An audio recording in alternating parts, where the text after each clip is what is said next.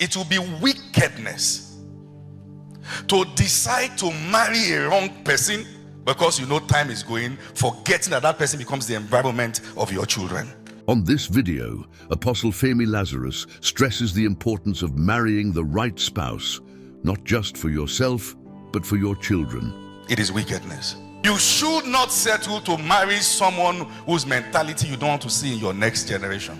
The idea of marriage goes beyond the ability to contribute good genes to make the children look good and then batter their minds. It's a responsibility that God has given to you as singles, for those who are still single, to be intentional about knowing the one for whom or with whom God has ordained you will spend the rest of your life.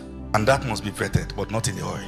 Parenting now is a very sacred responsibility. And let me say this, we are still dealing with traumas that are associated with parents of the last generations.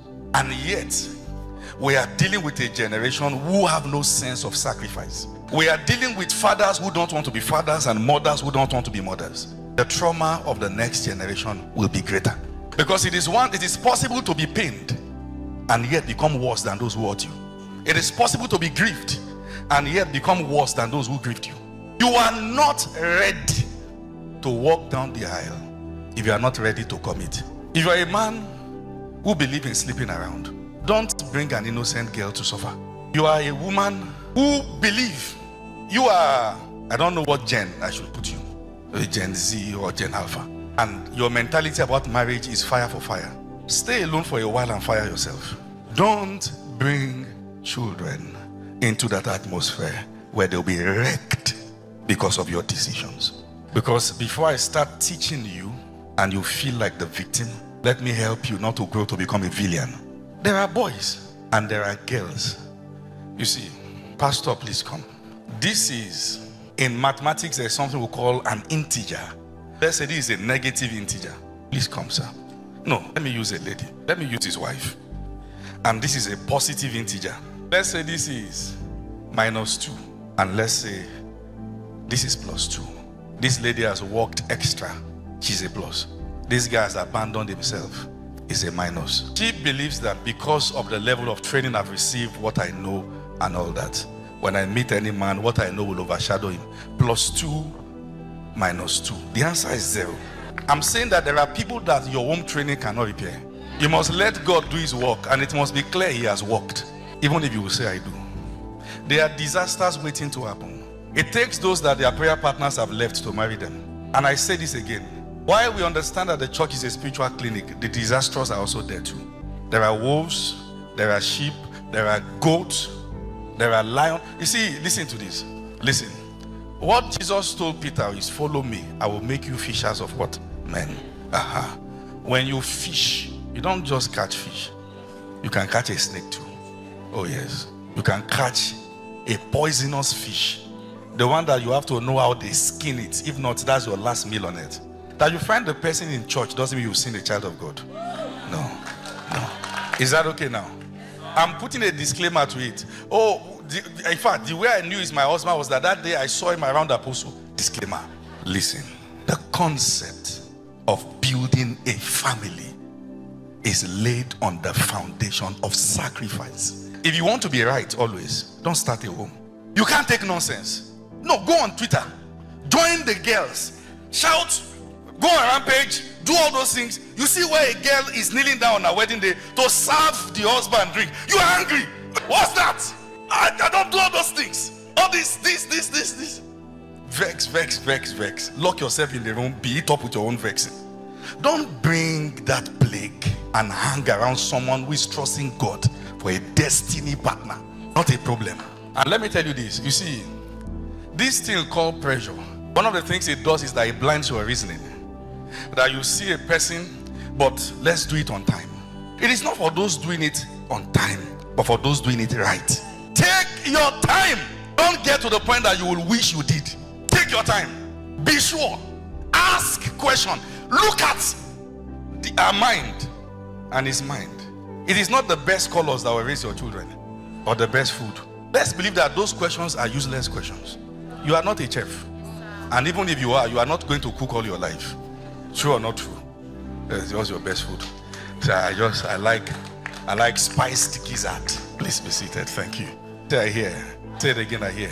You owe it to God and to his investment upon your life to marry right. And I've said this again and again. People went on a rampage. The church must learn to normalize breakup. It's part of life. There's nothing special about it. Listen to what I'm saying. It is possible that these two people are pastors in church and they feel they are not good for each other. It's normal. Never marry anybody because of what people will say. If your life goes bad, they will still talk. Last, because somebody was sharing testimony the other time and then said, Tipe, I don't know what that means, but because, see, last, everybody will leave your issue and face their problem.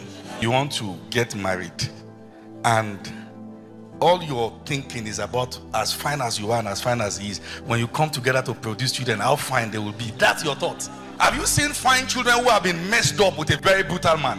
Please be careful. Is that foundation needs to be laid. Marriage is very honorable. It is not what you rush into. If you are not ready to commit, don't marry yet. The guy doesn't do church. He says he works from home. No pastor around can pastor him because he's given to the word. And you like him like that. He's my own, my only one, my one and only. I don't even do any kind of marriage where any pastor will call me and my wife. We are men in our own right. Your definition of masculinity is to be one that has no sense of accountability.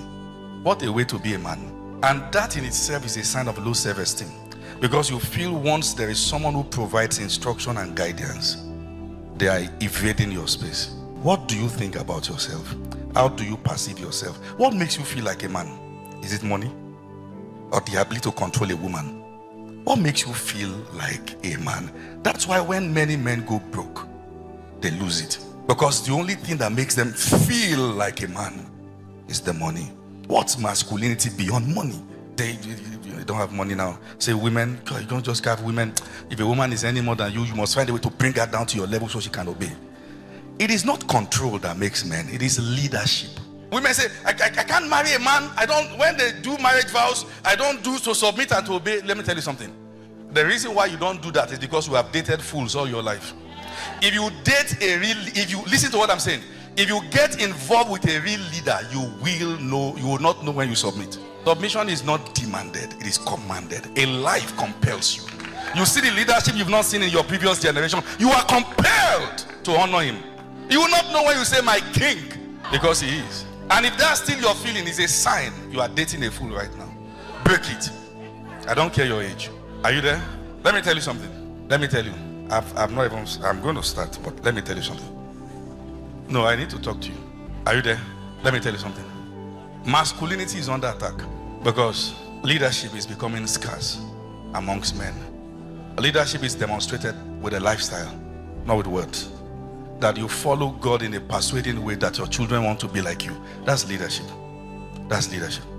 Now we go online and see girls and talk about sexual life and what they've done with their body online. And they know that when it's time to settle, they will not struggle. And the good ones struggle.